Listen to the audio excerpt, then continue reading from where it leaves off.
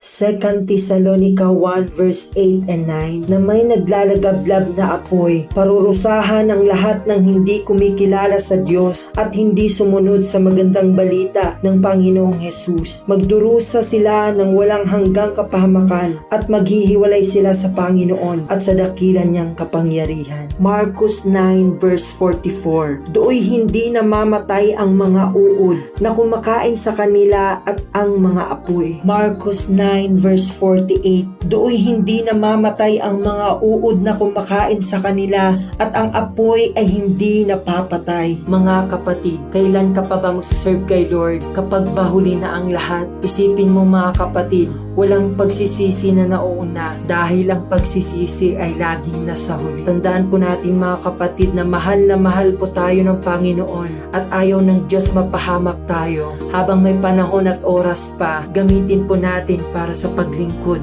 sa ating buhay na Panginoon.